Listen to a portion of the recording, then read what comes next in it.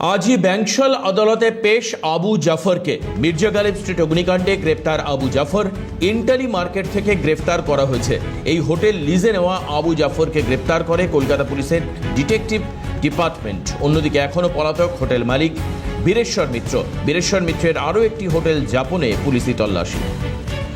আমি চলে যাব অভিরূপা শাহ, আমাদের প্রতিনিধি আমাদের সঙ্গে রয়েছেন। অভিরূপা, কালকে তুমি একেবারে বেশ খানিকটা আগেই এই যাপন হোটেলের গিয়ে তুমি সেখানকার ভেতরকার ছবি আমাদেরকে দেখাচ্ছিলে, ভয়াবহ অবস্থার কথা তুমি বলছিলে। খুব ন্যারো কনজেস্টেড একটি হোটেল এই যাপন, একই মালিক চালাচ্ছে বীরেশ্বর মিত্র। অন্যদিকে তুমি বলছিলে কর্মচারীরা কেউ নেই। কালকে আমরা সেই ছবি দেখিয়েছি সাধারণ মানুষকে। আজকে এখন এই মুহূর্তে তোমার থেকে জানতে চাইবো এই বীরেশ্বর মিত্রকে কিভাবে ট্র্যাক করছে পুলিশ, ইনভেস্টিগেশন কোন পথে চলছে, এবং যেখানে কাল তুমি দেখিয়েছিলে কোনো কর্মীরা নেই সেখান থেকে একজনকে গ্রেপ্তার করা হয়েছে বলে খবর। আপডেট দাও একটু অভিরূপা। দেখো, তোমাকে সবার আগে জানাবো আবু জাফর নামে লিজ হোল্ডার, তাকে গ্রেপ্তার করা হয়েছে। এবং বীরেশ্বর মিত্র, তিনি এখনো পলাতক রয়েছেন, হোটেল মালিক। এবং এরা দুজনেই গতকাল থেকে পলাতক ছিলেন, এই আবু জাফর আর বীরেশ্বর মিত্র। কিন্তু আবু জাফরকে ইন্টালি মার্কেট সংলগ্ন এলাকা থেকে গ্রেপ্তার করেছে কলকাতা পুলিশের যারা এসটিএফ এর সদস্যরা রয়েছেন তারা। আজ এই আবু জাফরকে আদালতে পেশ করা হবে, প্রথম কথা।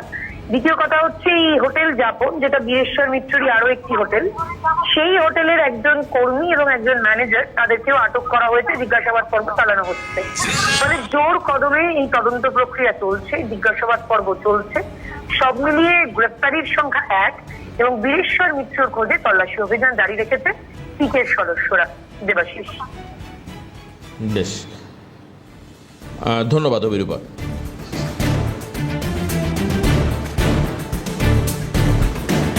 আমরা কালকে সেই ছবি দেখতে পাচ্ছি, আগুন লাগার মুহূর্ত, দম বন্ধ হয়ে মৃত্যু হয়েছে সন্দীপ পাসওয়ান নামক এক ব্যক্তির, যে ঝাড়খণ্ডের বাসিন্দা এবং হোটেলে কর্মরত ছিল বলে জানতে পারা যাচ্ছে। ঘটনাস্থলে দমকল পৌঁছয় তৎপরতার সঙ্গে আগুন নিয়ন্ত্রণ এবং উদ্ধার। বিশদ উল্লেখ করব যে এই ঘটনায় প্রায় 80 জনকে উদ্ধার করা হয়েছে ঘটনাস্থল থেকে। এর সম্পূর্ণ কৃতিত্ব পুলিশ এবং দমকলের। ঘটনাস্থলে ফরেন্সিক এক্সপার্টিজরা পৌঁছয়, তারা তল্লাশি করে দেখছেন এই আগুন লাগার মূল কারণ কি। তবে মনে করা হচ্ছে যে শর্ট সার্কিট থেকে আগুন লেগে গিয়ে থাকতে পারে।